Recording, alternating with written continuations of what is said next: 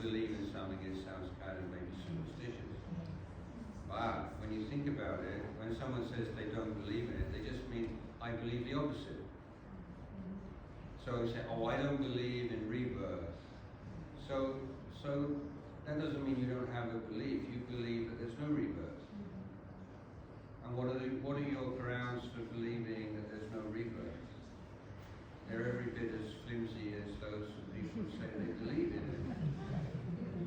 So it's like, people say, oh yeah, I don't believe in all that stuff. I'm a modern scientific.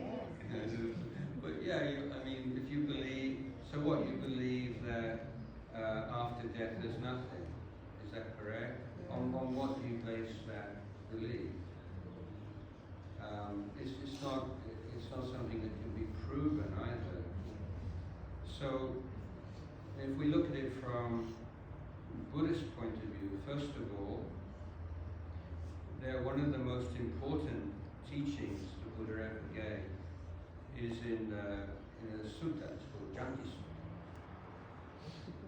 And in this sutta, Buddha points out that it is possible, is it not, to believe in something that's not true. Did you say that? Absolutely. How could we? Even if you're say you're a Christian, then you must believe that Muslims believe in something that's not true, or Buddhists believe in something that's not true. Everybody, I don't think you can deny that it is possible to believe in something that's not true. I myself used to believe in Santa Claus. And then I found it was a traumatic experience. Santa Claus. Oh. The point here being that a strong faith in something is not proof that that thing really exists. So this is where we get the circular reasoning in many religious circles. We say, I believe it. Why? Because it's true. How do you know it's true? Because I believe it. Yeah, but why do you believe it? Because it's true. It's true because I believe it, and I believe it because it's true. And you just go round and round and round like this in circles. And the Buddhist says, yeah, but it's possible to believe in things that aren't true. Therefore, as Buddhists, we're very careful, and Buddha has this word, satyanuraka. Satya is like truth, anuraka. We anuraka the truth by not claiming we know something when we only believe it. Okay? So people in West will often just assume that Buddhism is kind of same as the religions that they know, but just we substitute Buddha for Jesus or Buddha for... But Buddhism is a different species of religion. It's a different kind of religion. It's not a belief system. So I call it an education system religion. Okay? So in belief system religion, people say, oh, you're a Buddhist. What do you believe in? Oh, you believe in rebirth. That's like, this is our teaching that distinguishes Buddhism. People think, oh, we believe in rebirth. But as Buddhists, we say, yeah, I believe in it, but I don't actually know whether it's true. That's a Buddhist answer. You say, I believe in rebirth, but I can't say that I know for sure. So Buddhism gives you that freedom to admit that when you don't know something for sure. Say, well then why do you believe? And I would say firstly because of the teachings of the Lord Buddha in the Pali Canon, in the Tripitaka. And I would say that there are thousands of teachings given by the Buddha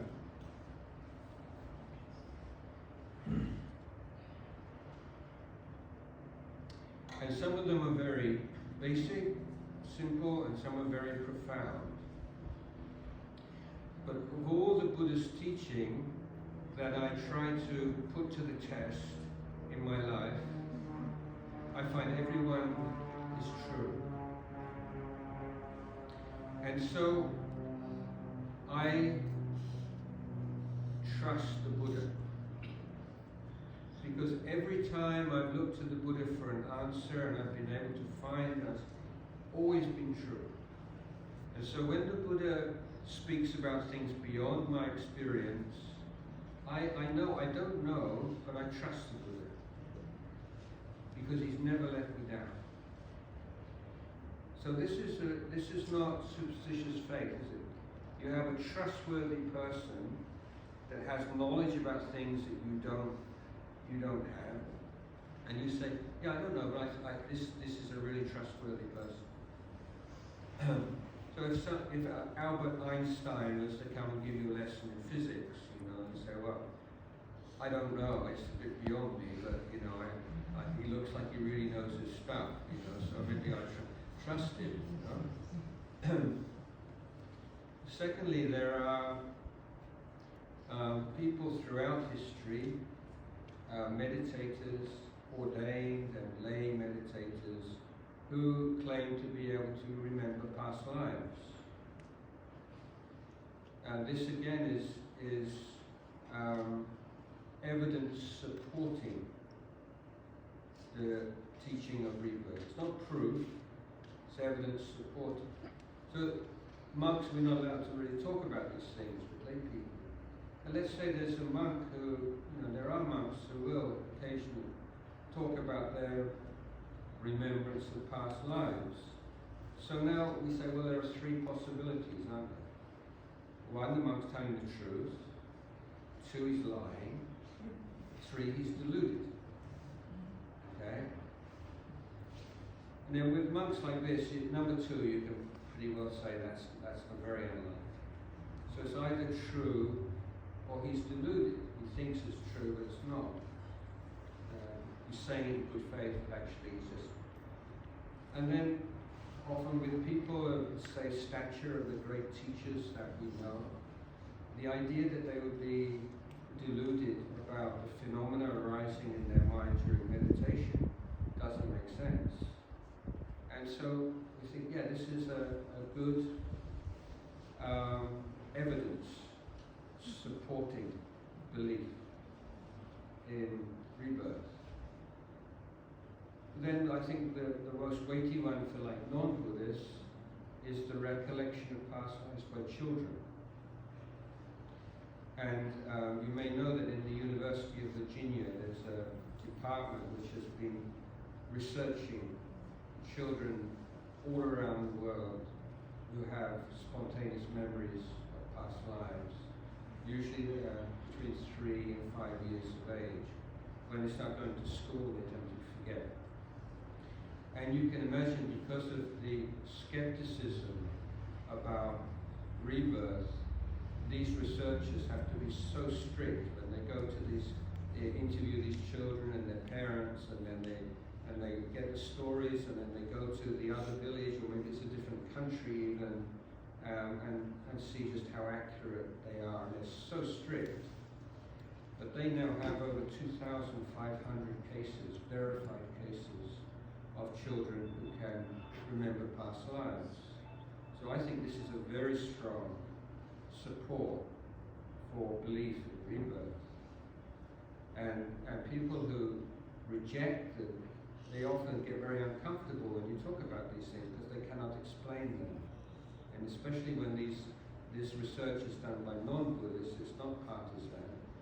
And the children, in some cases, come from non-Buddhist countries where their family has no belief at all in rebirth. And then there are people who can recollect lives through hypnosis. So, in the case of rebirth, they say, why I have a Buddhist attitude is, I believe in rebirth, but I acknowledge that it's only a belief because I don't have a direct knowledge. I can't remember my own past lives, but I have these reasons which I feel give good support for my belief. And they are the words of the Buddha himself, who I find to be the most trustworthy teacher. The memories of meditators, children around the world who can remember past lives, many of whom have now been investigated very thoroughly, and all their details recorded in the University of Virginia, and people remember past lives through hypnosis. And to me,